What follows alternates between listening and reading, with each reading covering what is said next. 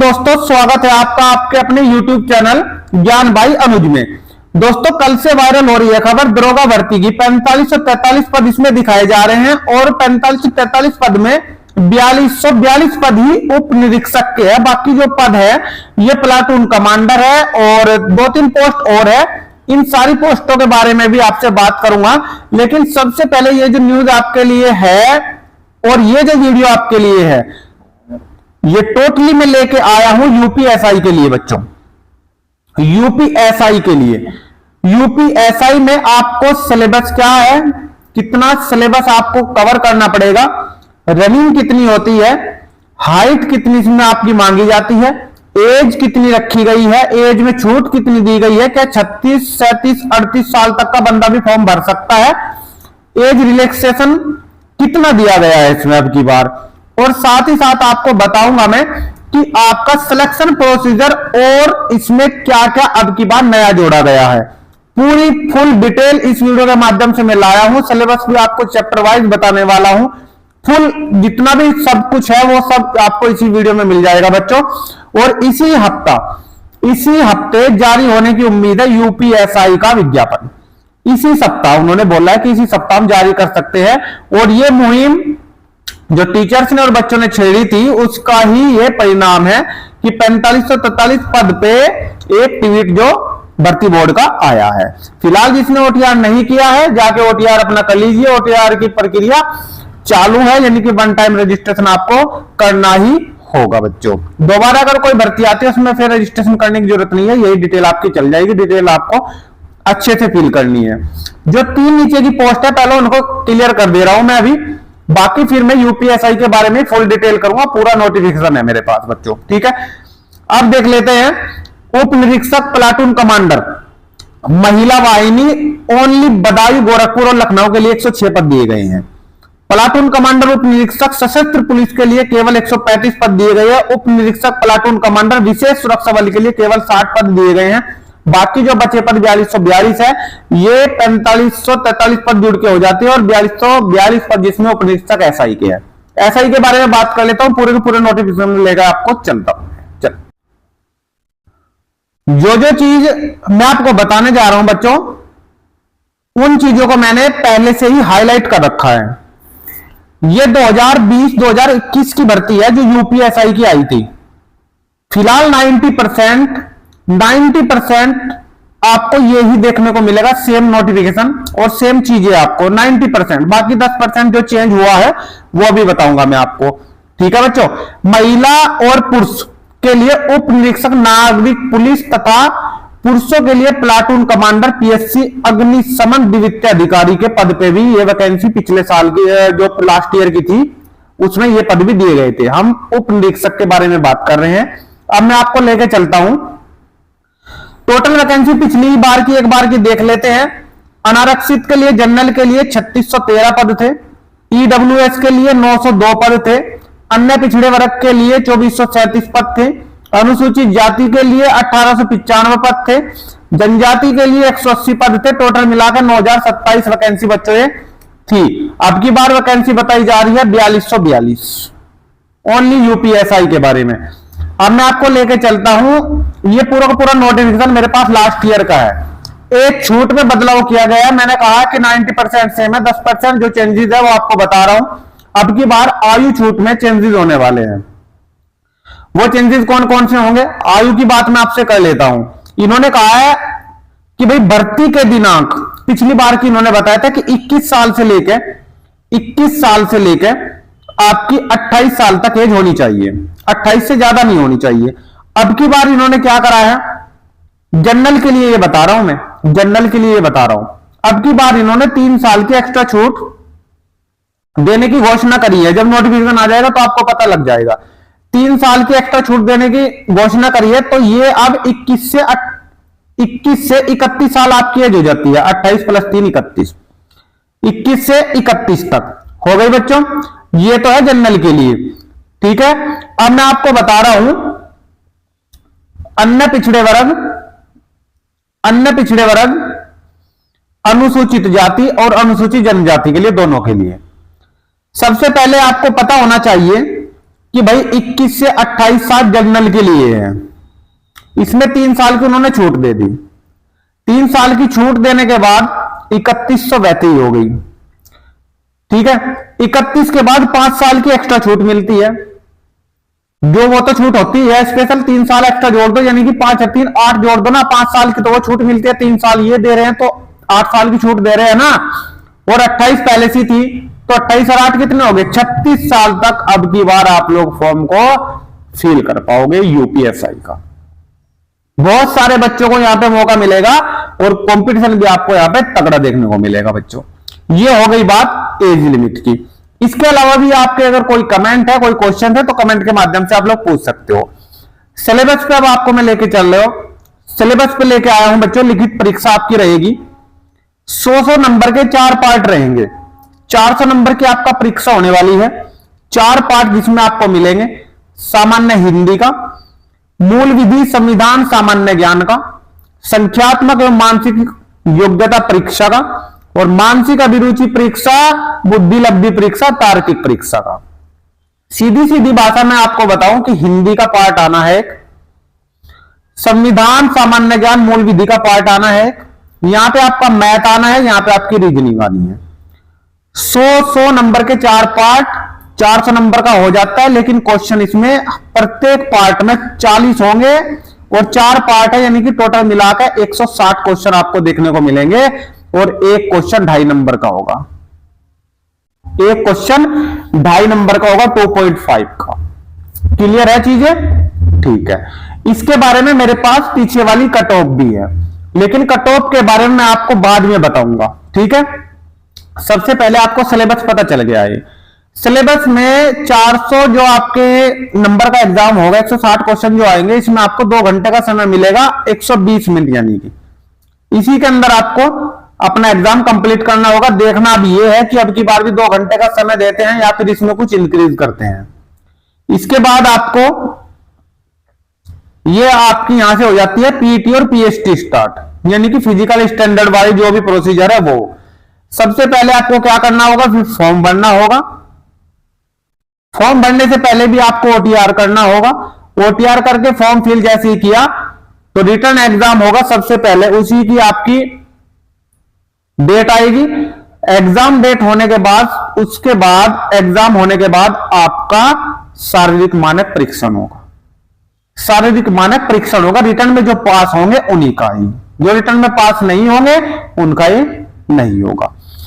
पुरुषों की बात कर लेता हूं। सबसे पहले हाइट कितनी चाहिए जनरल कैंडिडेट के लिए, ओबीसी कैंडिडेट के लिए और साथ ही साथ एससी कैंडिडेट के लिए आपकी हाइट 168 सेंटीमीटर होनी चाहिए। 168 सेंटीमीटर से अगर कम है तो अपने आप को डिस्क्वालीफाई मानिए होगा। यहां पे कोई छूट आपको नहीं मिलने वाली है। 168 तो 168। अनुसूचित जनजाति के लिए 160 सेंटीमीटर हाइट होनी चाहिए, यानी कि एसटी कैंडिडेट के लिए कहा गया है। एसटी कैंडिडेट के लिए 160 सेंटीमीटर हाइट होनी चाहिए। छाती की बात मैं कर लेता हूं, पुरुषों की बात अभी फिलहाल मैं कर रहा हूं, यह चीज आपको ध्यान रखनी है। सीना सामान्य यानी कि जनरल का, ओबीसी का और एससी कैटेगरी का, इन तीनों का 79 सेंटीमीटर बिना फुलाए हुए, अनएक्सपेंड करके 79, 5 सेंटीमीटर का फुलाव आवश्यक है तो 84 एक्सपेंड करके हो जानी चाहिए आपकी, यानी कि 79 to 84, जिसमें 5 सेंटीमीटर का फुलाव है। जनजाति के लिए छूट है 77 सेंटीमीटर नॉर्मल खड़े होगा बिना फुलाए, 5 सेंटीमीटर का फुलाव कंप्लीट करना होगा तो 82। यहां तक क्लियर हो चुकी होगी बात। आगे लेके चलता हूं महिलाओं के लिए। महिलाओं का परीक्षण शारीरिक में क्या क्या होता है। सबसे पहले हाइट नपेगी आपकी। हाइट में जनरल कैंडिडेट के लिए, ओबीसी कैंडिडेट के लिए और एससी कैंडिडेट के लिए आपकी हाइट 152 सेंटीमीटर होनी चाहिए। 152 सेंटीमीटर से कम है तो डिस्क्वालीफाई मानिएगा। नंबर 2 पॉइंट पे एसटी कैंडिडेट की हाइट इन्होंने कहा है, और एसटी कैंडिडेट की आपकी 147 सेंटीमीटर हाइट कम नहीं होनी चाहिए। वजन महिलाओं का नपेगा 40 किलोग्राम से वजन कम नहीं होना चाहिए। 40 किलोग्राम से वजन कम नहीं होना चाहिए, ठीक है। ये किसी का भी नहीं हो गया तो सभी का कंप्लीट हो जाता है। इसके बाद अगर आप लोग थोड़ा पढ़ना चाहते हो तो हल्का सा आप लोग पढ़ लीजिए, आपके काम ही आएगा। इन्होंने सीधे सीधे यह कहा है कि अभिलेखों की समीक्षा शारीरिक मानक परीक्षा जिला मजिस्ट्रेट द्वारा नामित डिप्टी कलेक्टर की अध्यक्षता में गठित एक समिति द्वारा की जाएगी, जिसमें जनपद के पुलिस अधीक्षक द्वारा नामित पुलिस उपाधीक्षक सदस्य होंगे यथा आवश्यकता समिति के अन्य सदस्य जिला मजिस्ट्रेट अथवा पुलिस अधीक्षक द्वारा नामित किए जाएंगे। कोई अभ्यर्थी जो अपनी शारीरिक मानक परीक्षा से असंतुष्ट हो, देख लीजिएगा, असंतुष्ट हो, ठीक परीक्षण के उपरांत उसी दिन आपत्ति दाखिल कर सकता है। अगर कोई इस पीटी और पीएसटी से खुश नहीं है तो वो अपनी आपत्ति उसी दिन दे सकता है। ठीक है, बाद में इस पर कोई विचार नहीं किया जाएगा। अगर आप सोचते हो या अनुपस्थित रहते हो, उपस्थित नहीं रहते हो, टाइम पे आते नहीं हो जो आपको डेट दी गई है, तो फिर बाद में पुनः इस पर कोई विचार नहीं किया जाएगा। आप वो स्वीकार नहीं किया जाएगा जो आपकी अपील होगी बाद में। फिर उसके बाद बात आ जाती है पीईटी की, शारीरिक दक्षता परीक्षा, पीईटी, इसे बोलते हैं पीईटी, फिजिकल इफिशियंसी टेस्ट।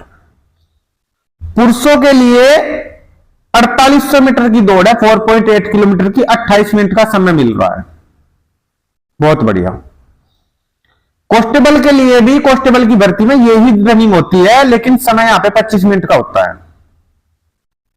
ठीक है, 25 या 27 मिनट का। ठीक है, महिला अभ्यर्थी के लिए 2.4 किलोमीटर की रनिंग है और 16 मिनट का समय दिया गया है। ये चीजें हैं शारीरिक दक्षता परीक्षा के अंदर। दोनों चीज समझ में आ गई? ठीक है, ये पूरा आपका प्रोसीजर कंप्लीट हुआ है। फॉर्म भरने के बाद आपकी परीक्षा क्लियर हुई, आपका रिटर्न एग्जाम क्लियर हुआ। रिटर्न एग्जाम क्लियर होने के बाद आपका फिजिकल स्टैंडर्ड होगा।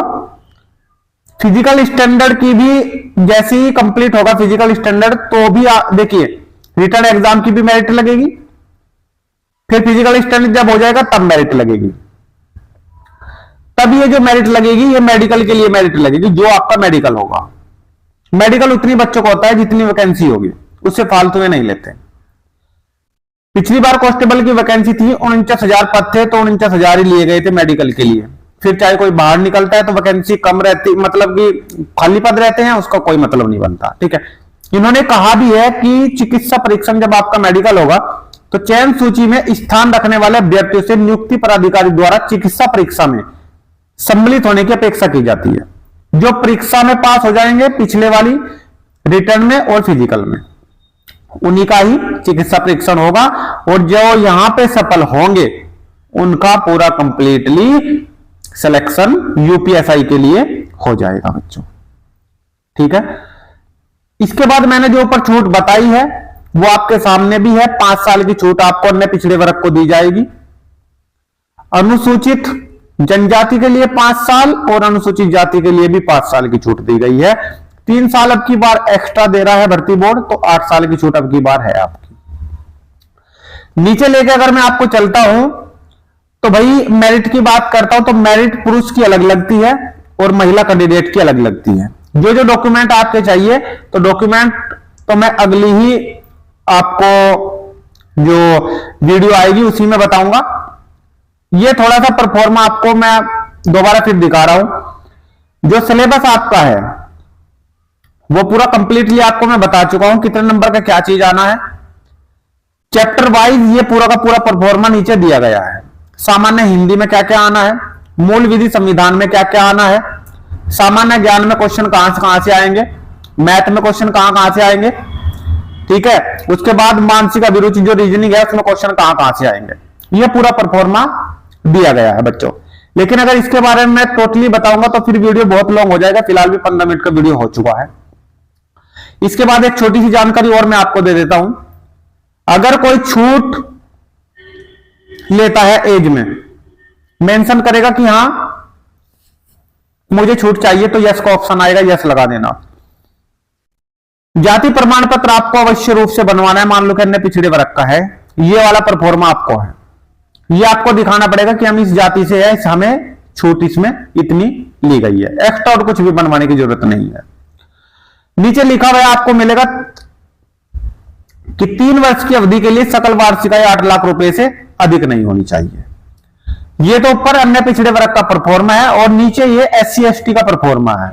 जनरल वालों को कोई भी जाति प्रमाण पत्र नहीं देना होता है। अनुसूचित जाति और अनुसूचित जनजाति के लिए ये वाला परफॉर्मा दिया गया है बच्चों, ठीक है। तो पूरी जानकारी मैंने आपको दी है। अगर कोई किसी प्रकार का डाउट आपका रहा है फिलहाल भी, तो आप कमेंट के माध्यम से मुझसे पूछ सकते हो और सारी चीजें बहुत अच्छे तरीके से मैंने आपको समझाई है। ये वाली जानकारी अगर आपको अच्छी लगी है तो वीडियो को ज्यादा से ज्यादा शेयर करेंगे भाई, और डेली के अपडेट से जुड़ने के लिए चैनल को सब्सक्राइब करके बेल आइकन को ऑन कर लेना। बेल आइकन ऑन करोगे तो ही आपको जो वीडियो का नोटिफिकेशन है वो आ पाएगा बच्चों, ठीक है। सब्सक्राइब के सामने इस प्रकार का बेल आइकन का निशान आपको दिखाई देगा, इसको ऑन कर लेना, तभी सारे नोटिफिकेशन आप तक पहुंच पाएंगे, ठीक है बच्चों। चलिए, जय हिंद दोस्तों, वंदे मातरम।